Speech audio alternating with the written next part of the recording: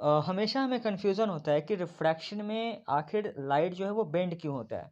तो जब भी लाइट एक मीडियम से दूसरे मीडियम में जाती है तो लाइट बेंड क्यों हो जाता है, ठीक है? तो इसका जो रीज़न है वो ये बताया जाता है कि डिफरेंट मीडियम में लाइट का अलग-अलग स्पीड होता है।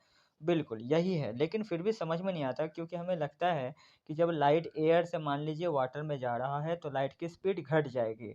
तो लाइट अगर सीधा जा रहा था और जब ये पानी में जाएगा तो लाइट धीमे-धीमे जाएगा और ये स्ट्रेट ही तो जाना चाहिए ना।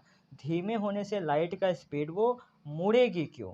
तो इसका जो कारण है वो ये कि सबसे पहले तो हमारी गलती है कि लाइट को हम एक रे मान लेते हैं और उसी से एक्सप्लेन करने की कोशिश करते हैं, पर वो सैटिस्फैक्टरी आंसर हमें नहीं मिलता।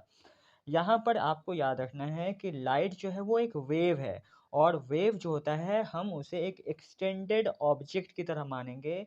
मतलब वहाँ पर एक सीधी लाइन ऐसे रेखा बन के नहीं आ रही है। लाइट जो है वो इस तरह से प्लेट की तरह पैरेलल इस तरह से एक एक्सटेंडेड ऑब्जेक्ट की तरह आ रही है, ठीक? अब जैसे हम उसको ऐसे मान लेते हैं कि ये हमारी गाड़ी, ठीक है?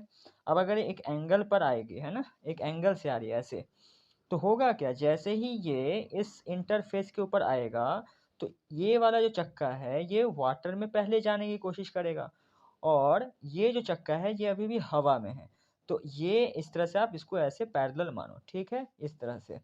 अब ये वाला जो चक्का है, वो अभी पानी में सॉरी ये अभी हवा में है और इसका जो स्पीड है, अभी हवा वाला ही होगा, ठीक है? और ये जो स्पीड है, ये अभी पानी में जाने वाला है, तो इसका स्पीड जैसे मान लो ये कीचड़ में जाएगा अभी, ठीक है? और ये प्लेन सरफेस है, ठीक है? तो ये रेयरर मीडियम और ये डेंसर।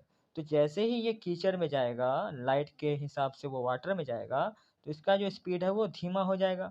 लेकिन इसका स्पीड तो वही रहने वाला है जो पहले था। तो अब ये ज़्यादा दूरी तय करना चाहेगा, लेकिन उतनी ही देर में ये कम दूरी तय करेगा।